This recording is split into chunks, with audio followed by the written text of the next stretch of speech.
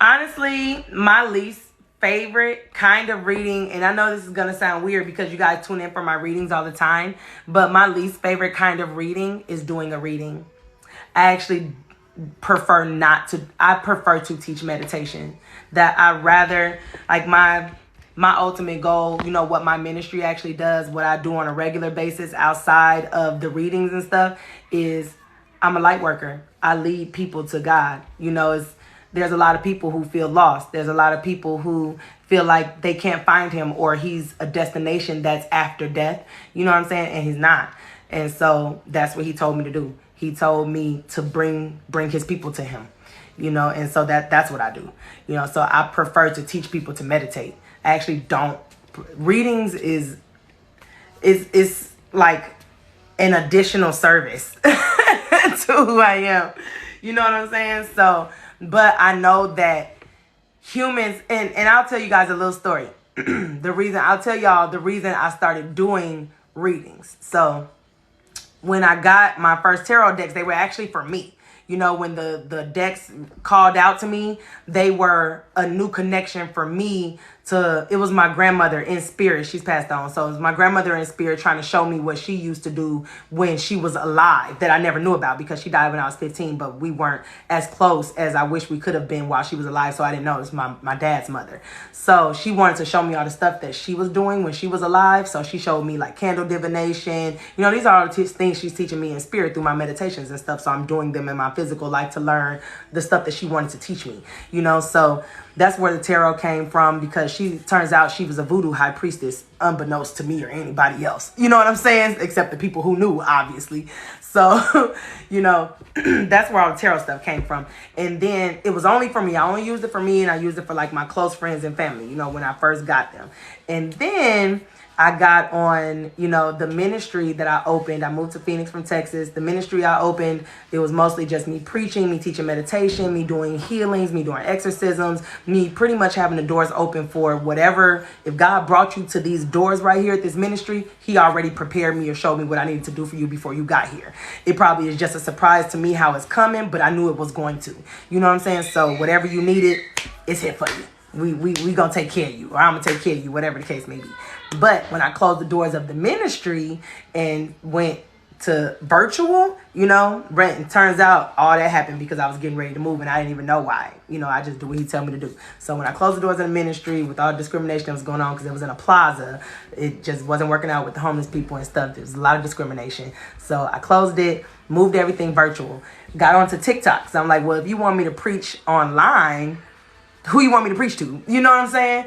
And then overnight, because I told God, I was like, look, I'll do it, but you got to give me the following to do it. Overnight, a random TikTok that I did went viral. I mean, it went like nuts in like 2 hours. It was crazy. And I was like watching the phone and watching the numbers go up. And I was like, oh, you know what I'm saying? Like, oh, okay. I know what you want me to do. So my first day, I got to my 1,000 followers finally. Started preaching, started reading this book called The Four Agreements on live, just talking to people about, God and different things. And then I started seeing all the tarot readers. And I was like, oh, cool. Other people do tarot. It's not just me. This is awesome. And then I started seeing more tarot readers. And then I started seeing pricing. And then I started seeing people charging money on live.